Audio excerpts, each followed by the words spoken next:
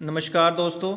Environment science के सबसे बेहतरीन प्लेटफॉर्म इन्वायरो अकेडमी पे मैं सत्येंद्र चौधरी आप सभी का एक बार फिर बहुत बहुत स्वागत करता हूं।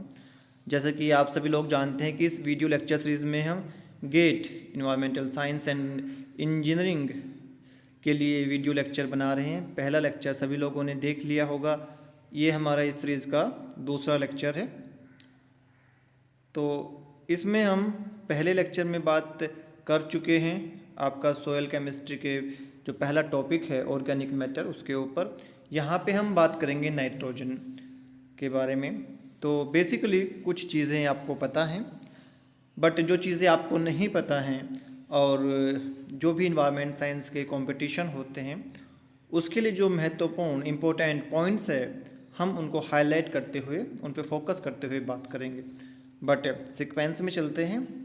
सबसे पहले हम बात करेंगे कि नाइट्रोजन जो है वो हमारे एटमॉस्फेयर में लगभग 78% है। अगर हम अपने एटमॉस्फेयर की बात करें तो सबसे ज़्यादा इसमें नाइट्रोजन ही होता है। बट जो हमारे प्लांट हैं ये केवल नाइट्रेट फॉर्म में ही नाइट्रोजन को एब्जॉर्ब कर पाते हैं। ऐसा नहीं है कि जो एलिमेंटल नाइट्रोजन है उसका यूज़ प्लांट कर लें। इसके लिए नाइट्रोजन का नाइट्रेट फॉर्म में होना बहुत ज़रूरी है कि प्लांट उसको यूज़ करें अपनी ग्रोथ एंड डेवलपमेंट के लिए। तो अगर हम देखें एटमॉस्फेरिक नाइट्रोजन से लेके आपका लास्ट में फिर से एलिमेंटल नाइट्रोजन बनना, ये एक पूरा साइकिल है। ठीक है, इस साइकिल को हमने कहा नाइट्रोजन साइकिल। इसमें नाइट्रोजन डिफरेंट फॉर्म्स में कन्वर्ट होती है और एटमॉस्फेयर से सोयल में, सोयल से ऑर्गेनिज्म में और ऑर्गेनिज्म से फिर से एटमॉस्फेयर में ये चली जाती है। तो ये चीज़ हम बहुत बार पढ़ चुके हैं, बहुत बार हमने सुनी है। बट इस पूरी प्रक्रिया में, इस पूरे प्रोसेस में बहुत सारे ऐसे लिविंग ऑर्गेनिजम्स हैं जो कि बहुत ही इम्पोर्टेंट रोल प्ले करते हैं। तो कौन सी स्टेज पे कौन सा ऑर्गेनिज़म और किस टाइप का ऑर्गेनिज़म जो है वो काम करता है, ये सबसे इम्पोर्टेंट है। अगर हम ब्रॉडली देखें तो नाइट्रोजन को हम 3 टाइप से फिक्स करते हैं। पहला आपका एटमॉस्फेरिक फिक्सेशन है। सभी को पता है कि लाइटिंग की वजह से क्या होता है, आपका जो नाइट्रोजन है वो नाइट्रोजन ऑक्साइड्स में कन्वर्ट हो जाता है। ठीक है, इसको भी प्लांट यूज़ करते हैं, बट इतनी मात्रा में नहीं करते हैं, इतनी अमाउंट में नहीं करते हैं। थोड़ा सा अगर आप देखें, ठीक है, कुछ पोर्शन जो है उसको प्लांट यूटिलाइज करते हैं या कर सकते हैं। दूसरा प्रोसेस आपका इंडस्ट्रियल नाइट्रोजन फिक्सेशन का आता है। इसमें हम क्या करते हैं, अमोनिया से नाइट्रोजन जो होती है यूरिया बनाते हैं और यूरिया का इस्तेमाल अब यूज़ हम अपने फील्ड में करते हैं एज ए फर्टिलाइज़र, और उससे भी आपके प्लांट को जो है नाइट्रोजन मिलती है। तो एटमॉस्फेरिक फिक्सेशन, लाइटनिंग की वजह से थोड़ी सी आपकी नाइट्रोजन ऑक्साइड्स बनते हैं और उसको प्लांट ने यूज़ कर लिया। ठीक है, और आपका इंडस्ट्री में हमने अमोनिया का यूज़ करके यूरिया बनाया। यूरिया या अलग बहुत सारे ऐसे फर्टिलाइज़र हैं, लिक्विड फर्टिलाइज़र भी हैं नाइट्रोजन के जो हम यूज़ करते हैं। फिर उसको हमने प्लांट को सप्लाई किया, प्लांट ने वो अपटेक कर लिया। बट यहाँ पे सबसे इम्पोर्टेंट जो है वो है आपका बायोलॉजिकल नाइट्रोजन फिक्सेशन। ठीक, जैसे कि हमने बताया कि नाइट्रोजन, एलिमेंटल नाइट्रोजन को प्लांट्स डायरेक्टली यूज़ नहीं कर सकते, उसका नाइट्रेट फॉर्म में होना बहुत ज़रूरी है। तो नाइट्रोजन फिक्सेशन जो है नेचुरल प्रोसेस की बात अगर हम करें, अगर हम आर्टिफिशियल सोर्स यानी कि यूरिया एंड अदर फर्टिलाइज़र को छोड़ दें तो नाइट्रोजन फिक्सेशन जो है केवल बायोलॉजिकल माध्यम से, बायोलॉजिकल मीडियम से जो फिक्स होती है वही लार्ज अमाउंट होता है जो कि प्लांट अपटेक करते हैं। तो अगर हम इन तीनों फिक्सेशन में बात करें कि नेचुरल प्रोसेस से जो नाइट्रोजन प्लांट्स को मिलती है वो किस प्रोसेस से मिलती है या किस मीडियम से मिलती है, तो वो है बायोलॉजिकल फिक्सेशन ऑफ नाइट्रोजन। और बायोलॉजिकल फिक्सेशन ऑफ नाइट्रोजन में आपके जो माइक्रो ऑर्गेनिजम्स हैं उनका एक बहुत ही बड़ा रोल होता है। ठीक है, तो ये तो हमने सिंपली बात की कि कितने टाइप से जो है नाइट्रोजन है वो फिक्स हो सकती है, और आपके जो प्लांट्स हैं वो नाइट्रोजन की किस फॉर्म को अपटेक करते हैं। ये बिल्कुल एक सिंपल सा यहाँ पे डायग्राम बनाया है मैंने। इस पे आप देख सकते हैं कि जो हमारे एटमॉस्फेयर में प्रेजेंट एलिमेंटल नाइट्रोजन है, ठीक है, वो उसका बायोलॉजिकल फिक्सेशन हुआ, ठीक, प्लांट में।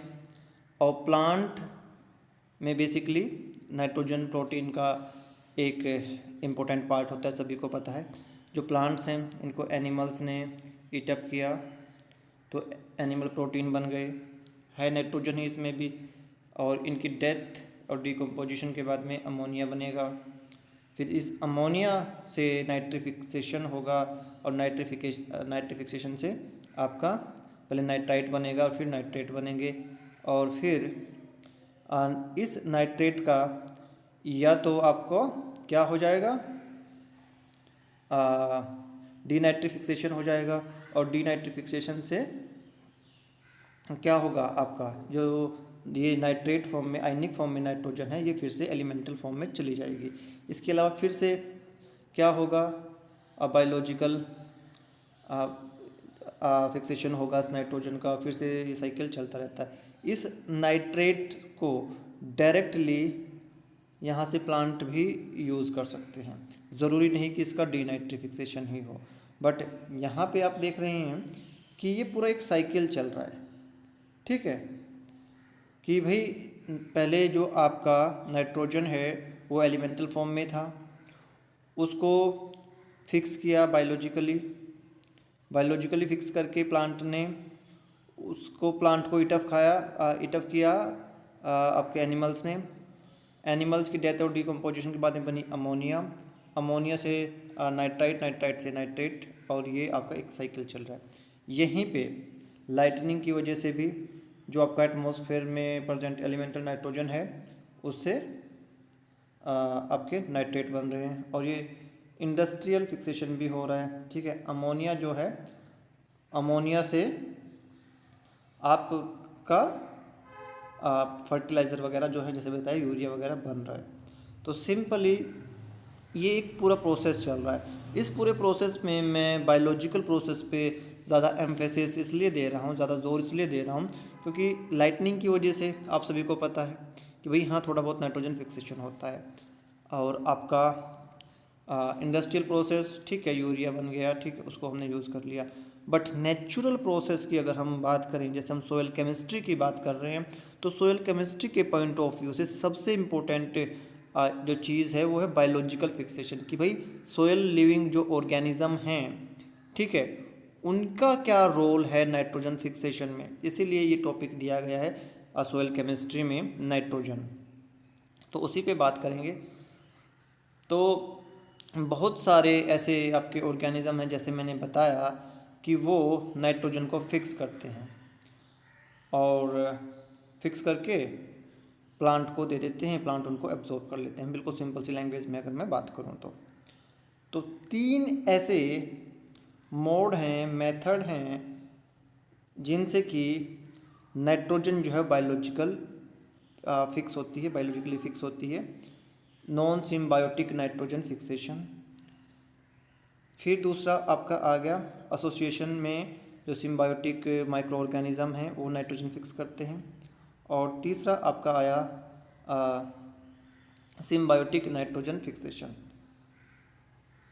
इन तीनों पे हम बात करेंगे, और यहाँ से कहानी में कुछ इंपॉर्टेंट पॉइंट्स हमारे ऐड होंगे जो आपके एग्ज़ाम के पॉइंट ऑफ व्यू से बहुत इम्पोर्टेंट है। तो सबसे पहले नॉन सिम्बायोटिक, ये जो ऑर्गेनिज़म हैं, ये ऑर्गेनिज़म जो हैं ये फ्रीली रहते हैं, इंडिपेंडेंटली रहते हैं सोयल में, ठीक है। ये बहुत ही इम्पोर्टेंट टॉपिक है। सबसे पहला जो इम्पोर्टेंट एग्जाम्पल है वो है आपका एज़ोटोबैक्टर का। एज़ोटोबैक्टर एक फ्री लिविंग स्पीशीज़ है और एक और चीज़ सबसे इम्पोर्टेंट है, ये एरोबिक बैक्टीरिया है। ठीक है, तो क्वेश्चन ऐसे ही निकल के बनते हैं कि भाई कोई give an example of A soil free living bacteria जो कि एरोबिक हो, तो आपका आएगा एज़ोटोबैक्टर। ये नाइट्रोजन फिक्सेशन में हेल्प करता है। उसके बाद में एनारोबिक बैक्टीरिया आएगा आपका, और ये बैक्टीरिया जो है, ये बैक्टीरिया भी आपका सोयल लिविंग बैक्टीरिया है और सोयल लिविंग फ्री बैक्टीरिया है। ठीक है, और ये भी आपका नाइट्रोजन फिक्सेशन में हेल्प करता है। तो एक एरोबिक बैक्टीरिया हो गया और एक आपका एनारोबिक बैक्टीरिया हो गया। इसके अलावा आपका फ्री लिविंग साइनोबैक्टीरिया जो हैं, ये भी बहुत इम्पोर्टेंट हैं। ठीक है, फ्री लिविंग साइनोबैक्टीरिया, इस पे भी आपको बहुत क्वेश्चन जो है मिलते हैं, और ये लगभग आपका 10 टाइम ज़्यादा नाइट्रोजन फिक्स करते हैं as compared to other free living bacteria. तो ये बहुत ही इम्पोर्टेंट आपके पॉइंट हैं जिन पे बहुत बार क्वेश्चन निकल के आपको मिले हैं डिफरेंट कंपटीशन में। ये तो पहली बार एग्ज़ाम हो रहा है, तो उम्मीद करते हैं कि इस एग्ज़ाम में भी इसी टाइप के क्वेश्चन आपको मिलेंगे। जो साइनोबैक्टीरिया है, ये रिस्पॉन्सिबल है for maintaining the fertility and productivity for rice field. Rice field में इनका बहुत बड़ा इम्पोर्टेंट रोल होता है। तो राइस फील्ड को लेके जब क्वेश्चन बनते हैं नाइट्रोजन फिक्सेशन से के संदर्भ में, उसके रिलेशन में, तो इसका साइनोबैक्टीरिया का नाम ज़रूर आता है कहीं ना कहीं पे। ठीक है, एनाबिना, नोस्टॉक, ये सब गुड एग्जांपल हैं इसके। तो इन सब को पॉइंट को आपने बहुत अच्छे से ध्यान से याद कर लेना है। जो एसोसिएशन में रहते हैं, ठीक है, और सिम्बायोटिक रिलेशनशिप में, तो ये जो बैक्टीरिया हैं, ठीक है, ये जो आपके ग्रासेस हैं और सीरियल प्लांट्स हैं, इनकी रूट में रहते हैं बेसिकली, और नाइट्रोजन फिक्स करते हैं। बट ये जो मैंने अंडरलाइन किया है पॉइंट, ये बहुत ही इम्पोर्टेंट है। इनमें नोड्यूल फॉर्मेशन नहीं होता है। ठीक है, ये जो बैक्टीरिया हैं, ये नोड्यूल फॉर्मेशन नहीं करते हैं, जबकि सिम्बायोटिक बैक्टीरिया जो होते हैं वो नोड्यूल फॉर्मेशन करते हैं, लाइक राइजोबियम। जब भी हम इनकी बात करते हैं नाइट्रोजन फिक्सेशन की, तो लेग्यूमिनस प्लांट जो हैं उनके रूट में जो बैक्टीरिया होते हैं वो नोड्यूल फॉर्मेशन करते हैं, और नोड्यूल फॉर्मेशन करके नाइट्रोजन को फिक्स करते हैं। इसीलिए बहुत ही इम्पोर्टेंट ये नाइट्रोजन फिक्सेशन में राइजोबियम का बहुत इम्पोर्टेंट रोल है। आपको इसीलिए बोला जाता है कि जो आपकी सोयल है या फील्ड है, उसमें हमें क्रॉप रोटेशन करना चाहिए। एक बार अपने लेग्यूमिनस प्लांट ज़रूर लगाने चाहिए, जिससे कि वहाँ की जो नाइट्रोजन है वो फिक्स हो सके, और आपके सोयल में वो जब फिक्स रहेगी तो जो नेक्स्ट आप जब भी क्रॉप ग्रो करोगे तो उनको ये मिल जाएगी। ये भी बहुत ही इम्पोर्टेंट पॉइंट है। तो ये सारे पॉइंट्स जो मैं आपको बता रहा हूँ दोस्तों, इन पे क्वेश्चन निकल के बहुत आते हैं। अमोनी फिक्सेशन, ठीक है, तो अमोनी फिक्सेशन क्या है?